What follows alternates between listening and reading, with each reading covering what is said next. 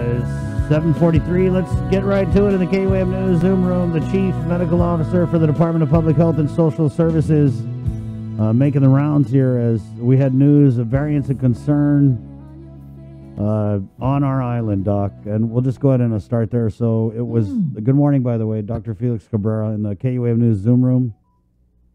Yeah, good morning, Chris. Good morning, Bree. Nice to see you again. And I know. Jason, less than 24 hours and we're doing this again. And it just shows that what I said like 18 hours ago, all of a sudden is old news when it comes to the variant as we identified it. But as you alluded to, Chris, last night we were able to confirm that we do have more results back from CDC in terms of samples that we send. And again, we send these samples to have the genomic sequence of these samples that we know have COVID, and then we try and find out, are they a member of the groups that are variants of concern? And the variants of concern are identified in a certain region, and then their names are usually attached to that, but they do have a scientific name, so I may switch back and forth. But basically, of the 7 results that we had returned to us yesterday, 6 of them are confirmed as variants of concern. And to rehash what variants of concern, they are a list from the CDC. And so there's basically 5 of them. There's the one that was first identified in the United Kingdom, and then South Africa, Brazil, and then there's 2 slightly different versions of the California variants. And so those are variants of concern. Now, we already know that in previous reports that we've had the California variant both confirmed, identified in the quarantine facility as well as in the community, meaning that the person didn't have any evidence of travel history and end up being positive with the California variant. And then the second time we reported, there was 3 identified in the quarantine facility, so travel related. So no evidence of the UK spread in the community at that time.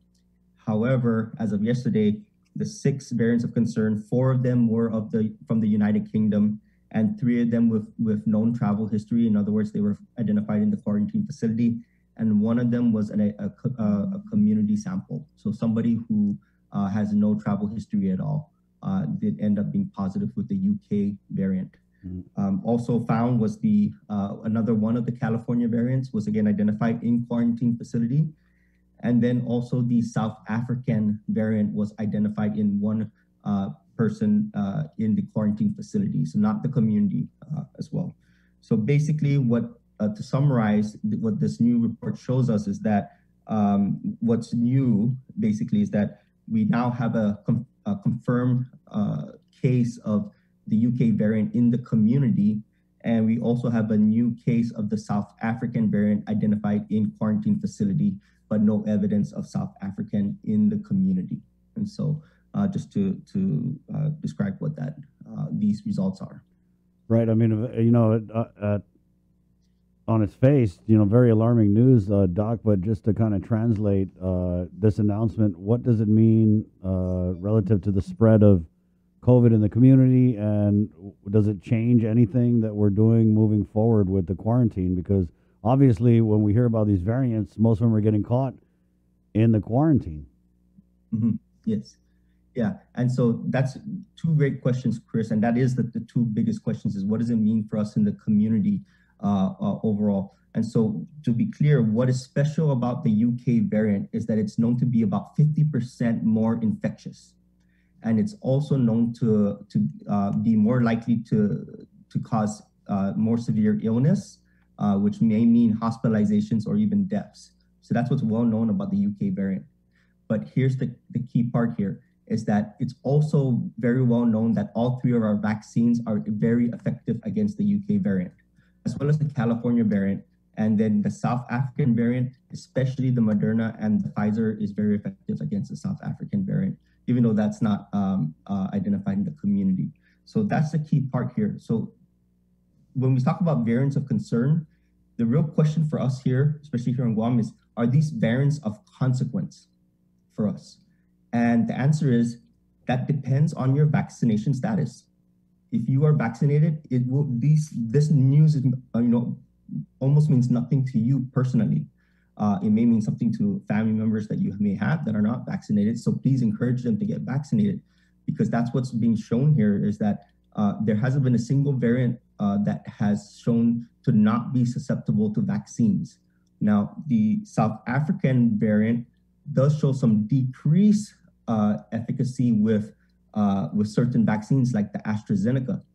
AstraZeneca is not one of our options here in the United States.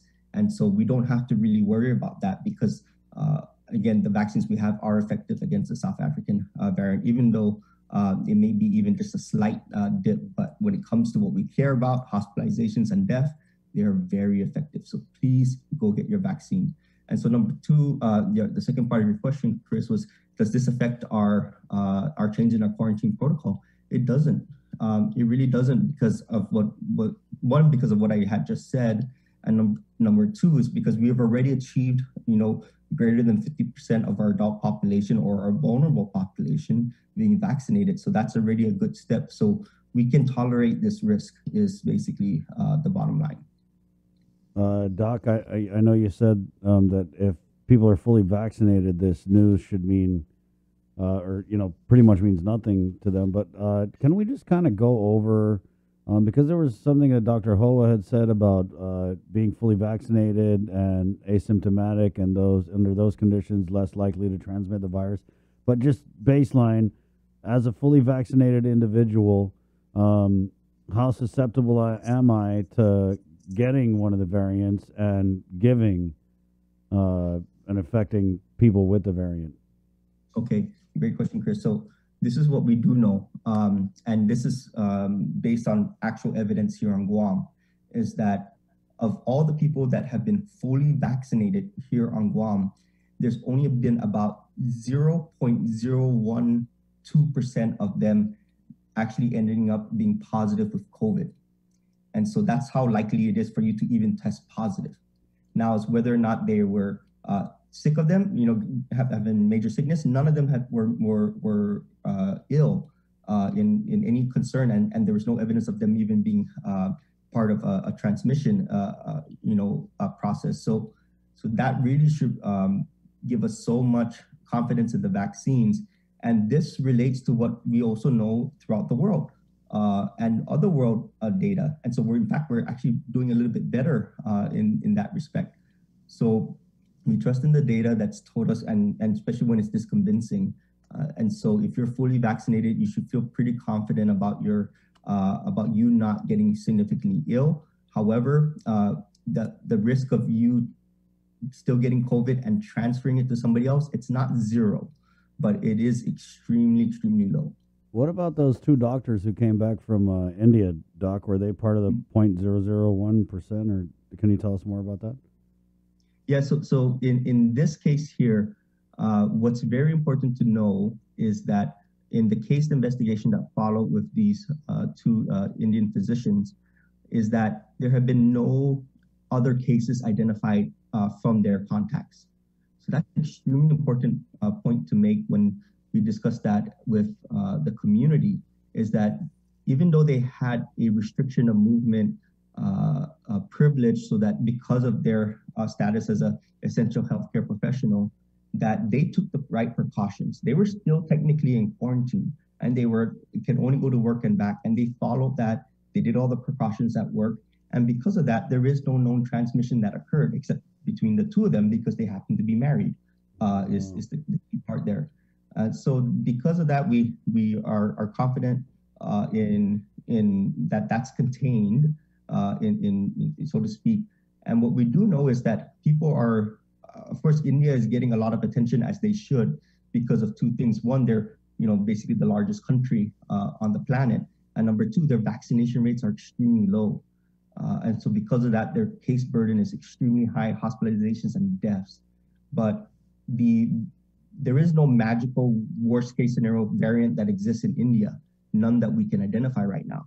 But the WHO is noting that there is an Indian variant, and it's actually more similar to the California variant in terms of what's the key mutation in those two different viruses. They have that similar part. So if anything, it's just maybe 20% more infectious, but you you add that 20 and you put that in a scenario where there's about 1.4 billion people in one country, and that 20% adds up to a lot in terms of effectiveness. So we haven't found that variant. We did send one of the two of the Indian physicians samples to the CDC. The reason why only one or two is because only one met the criteria in terms of laboratory requirements so that it can actually be sequenced. The other one didn't meet that, so it was not, the point was moved to send it. So we'll get those results eventually, but that's not part of these results that we've received thus far. Doc, what about we get all these news. Yes, last night, I kind of, man, my heart stressing me out. Not only do we get the 6 variants, but 17 positives. Mm-hmm. What can you tell us about those 17? Did you notice what the CAR score was, though? It was still low, right? It was low. It lowered. It went down. It lowered. And that's the whole point of the CAR score, right? Is so that we don't freak out by 1 point. And the number of positives only make up 1/3 of the CAR score, because actually look at the number of tests that were done that identified that. So a lot of more people are coming out and getting tested. So that's a good thing. And so the CAR score actually lowered to 0.5 with those results. So we should be very happy with that. And so because of that, even more reason why the governor is still very much steadfast in moving forward in adjusting our travel quarantine protocols by May 15. So where were these 17 from? They were varied. I don't have the full report. I only have the parts that were from public health, and so they. Yeah, so it's, as of right now, they're still a varied sources. So it's not like just one big cluster that turned out positive. Were any of them connected to a construction company? I don't have that information at this time. We did have that discussion, I think, yesterday, and right now, I don't have any information that confirms that. Right. Doc, let me just ask, because it's all we can do is ask, but have there been any adverse reactions that you know of from people who have got, other than the body chills and have there been any serious adverse actions from anyone who's taken the vaccine? So as of this point in time, we don't have any confirmed, serious reactions that we can say definitively came from the vaccine. And so I think that's a very extremely important point to make. And that we have to also remember that throughout the world, over 1 billion people have gotten at least one vaccine dose. And when we think about the reports of potential, severe side effects, you're not seeing a flooding of that. And you should, if there's 1 billion people being vaccinated, right? You should, imagine that, you take only like 0.1%, and that's what 100,000 potential people who could, have some sort of reaction, and you're not hearing that in the news. You're not seeing that. So that's an important point to make. And so we're very confident in that. You said definitively, right? But has there been any case where someone had passed after taking the vaccine that you guys had looked into and maybe made a determination that it could have been related to some other type of pre-existing condition? So there are ones that do have a temporal relationship. And so that's where we submit that to the VAERS, which is the Vaccine Adverse Event Reaction Reporting System. And so that gets submitted, but it's just for a database so that they can see if all of a sudden there's a popping up, just like what they saw with the Johnson & Johnson, where several women were having cerebral venous thrombosis, and that all of a sudden they saw in that system 6 cases show up, and then that gives them to a reason to look into that. But again, even if they don't get vaccines, people still die. People still have heart attacks and strokes and all that. Now, whether the timing of them having a vaccine is related, there has been no known link to that, except for simply being temporally related. Did it accelerate it? That's something that is very unlikely. But if they were, I keep saying this, if that's what a vaccine would have done to them, imagine what COVID would have done to them. And I think that's if you don't mind, I'm going to take this point to tell a story here. That just happened yesterday. Actually, right after right before we spoke, Bree, yesterday, is that I had a patient in clinic, and he's a young guy, relatively young, multiple comorbidities, was admitted to GMH 2 months ago or so, was very sick, got discharged, was vaccinated, and by around the time he got his second dose of the vaccine, he noticed he lost taste. He couldn't taste anything anymore. Dipped and tried to wasabi, soy sauce, everything, he couldn't taste it. And that was his only symptom. And so by the time he saw me yesterday, it was about 3 weeks had passed. So there was no point in running any tests, and his symptoms and his taste was starting to return. But in all likelihood, he had COVID, and he wasn't even fully vaccinated. I guarantee you this guy would have ended up back in the hospital if he had COVID without the vaccine. It's tough to think that he may not even have been alive for me to see him in clinic if he didn't have the vaccine, just because of how much he was teetering on the edge. But he was very compliant with his medical plan and taking his medications, and he's doing very, very well. So much so that was his only complaint when he came in to see me in the clinic, which was more of a routine follow-up. All right. Bree, did you have anything else? Because we're up against the top of the hour. Yes. But I could take us. Then let me just sign off, and we'll jump on KUAM TV. Doc, if you just hold for just a moment. It's 7:59. Quick break, and we're coming back on KUAM TV next, right here on the link. Good morning. Finally, plans made for you by you. Pick your favorite services from the island's most reliable network and build your own bundle with Link. Now you get to enjoy the services you want at a budget that's right for you. Visit Docomo Pacific to link the internet, entertainment, mobile, and home phone plans that fit your lifestyle. Link, build your own bundle and save. Visit DocomoPacific.com/link today. Docomo Pacific, better together. Catch SportsLink on the KUAM News Morning Show, The Link, every Friday to hear about the latest in sports news, game schedules, athlete profiles, and more. SportsLink, brought to you each week by Cure Alkaline Water, airs every Friday across the multimedia platforms of KUAM. Tune into the broadcast on Breeze 93.9 FM on KUAM. Looking for TV schedules, upcoming sports, or special presentations, or what you may have missed over the busy week you had? Well, look no further than KUAM Digital Digest. This weekly emailed newsletter puts all kinds of information in the hands of subscribers each and every week. Just subscribe and we will make sure you keep up with your favorites and stay informed and entertained throughout it all. Go to KUAM.com, click on the newsletter tab, give us your email address, and you are all set. Brought to you in digital partnership with King's Restaurant and Ruby Tuesday Guam. It's the KUAM Digital Digest, your weekly guide to the latest information and best entertainment on the stations and platforms of KUAM.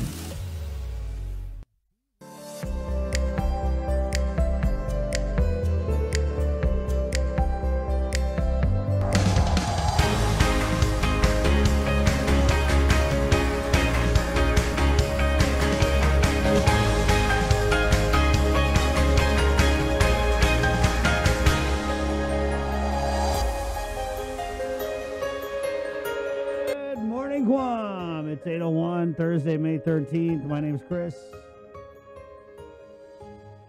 I'm Jason. Good morning, everybody. Good morning.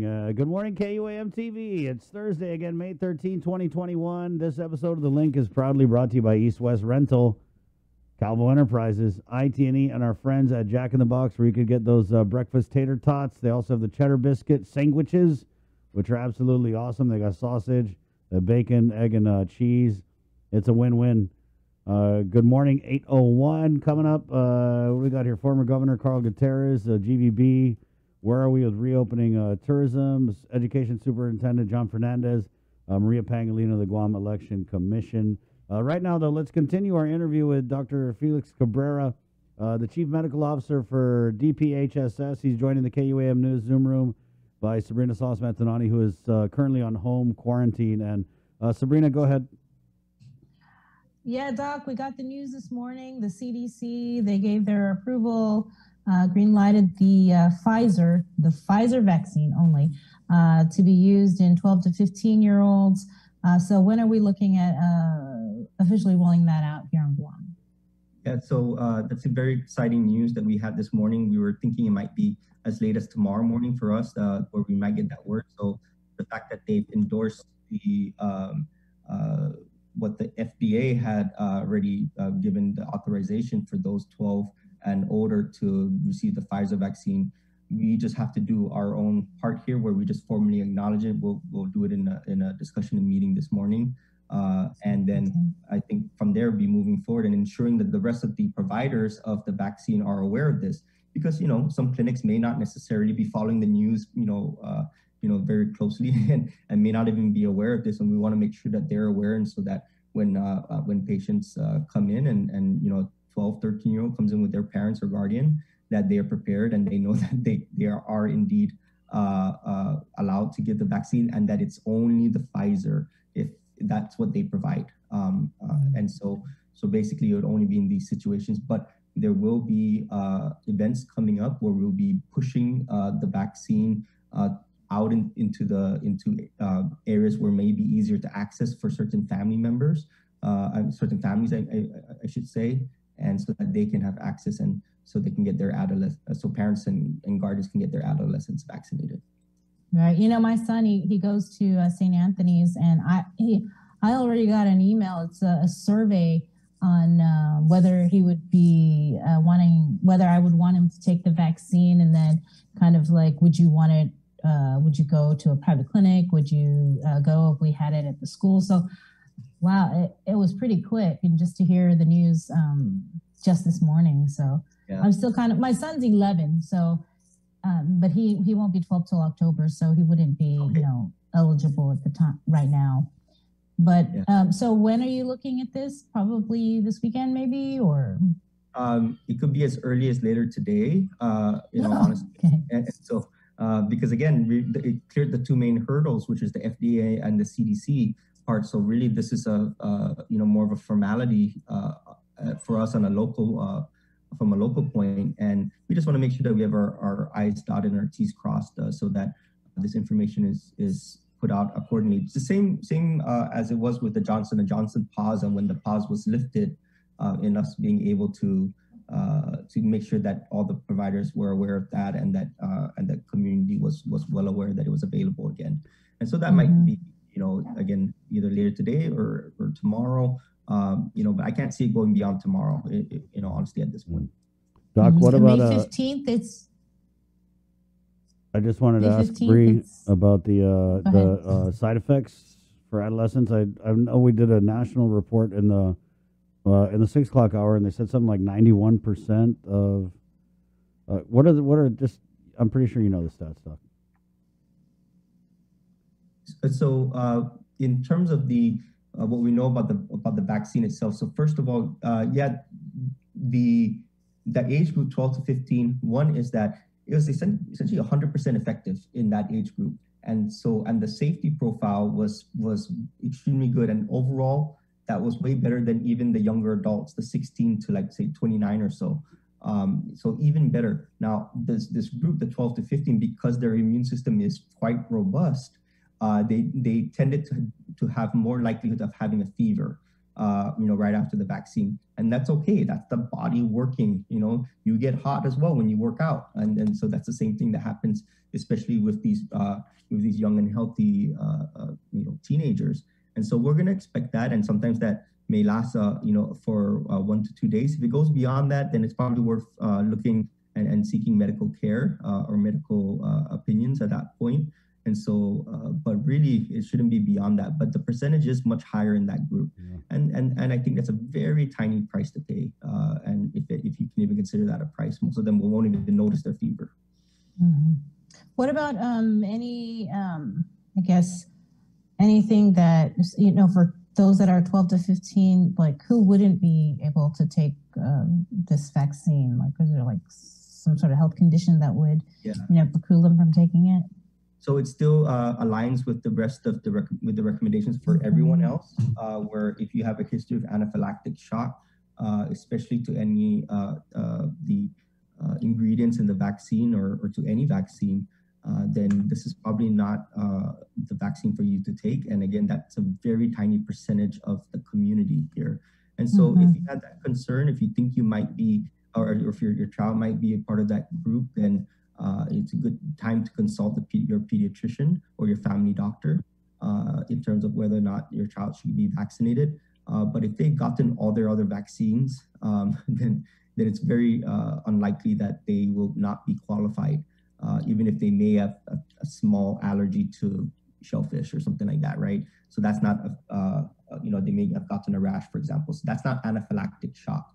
Anaphylactic shock, it means that if you were like stung by a bee and you're allergic to bees, that you end up, your throat swells up, you pass out, and maybe there's a potential for death in that situation, and would need an epinephrine shot to reverse all that, and which is still very much survivable if medical care is given immediately. So again, extremely worse scenario, and it's just an additional layer of precaution. And so that again is just a reminder for any age group, not just for those 12 and older. May 15th, that's the new deadline that we're looking at with the governor officially reopening tourism, and they changed the quarantine traveler protocols. So are we expecting any official announcement today maybe or tomorrow? Yeah, so one thing that we can say for sure is that yes, we are still very much on track for May 15, this Saturday being the day that the new travel quarantine goes into effect. And then for the details of that to be released, again, we gave a preliminary report about 2 weeks ago of what that might be, and there'll be confirmation with a little bit more detail and guidance to go with that. And so in all likelihood, that's going to be announced, yes, as you said, either later today or tomorrow. It'll depend on several meetings that we'll have today as well, whether or not we're prepared to do that. But again, just to go back to what you said earlier, just because we had those variants of concerns, those 6 cases and the 17 new COVID cases, it won't change the path that we're on in terms of reopening on the 15th.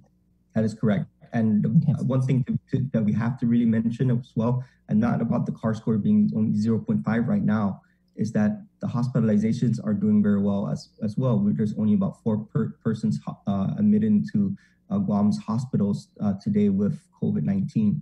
And so that's what's really assuring. And even after the big spike we had with those cluster cases from a month ago, that we feel very good. And we've gone through already several cycles of the incubation period for the virus to really get a sense for what its consequences were. And in the end, it's not something that was going to break our resolve in ensuring that it was safe and reasonable to make this change in the travel protocol on May 15. And so again, tourism being open, that's more subjective. I think it's always technically been open. But now it's just going to be easier, and it makes sense because the data supports that with this changing travel protocol, where it's vaccine status based, is not much difference in risk reduction as it is with our current quarantine protocols as it is today. So that's so having that option of one or the other is going to be a fair option that we're going to provide all the people entering Guam. Does the data also support lifting further restrictions? Lifting further restrictions now. There's not much left to lift. When you really think about it, right? There's still quite a few that weigh some businesses down, and we do recognize that. But when it comes to the things that we know is very effective, like mask wearing and doing things outdoors as much as possible, or mimicking being outdoors by opening windows or having very good ventilation systems, that's not going to change for a while. And we'll have to be closer to herd immunity, real herd immunity, before those are lifted, and where we're essentially moving into peak core 4, which is back to normal. Whatever normal is anymore, I don't know anymore. So, for me, walking out without a mask is going to feel extremely unnormal to me. And so, at this point, and so, and I think that's okay.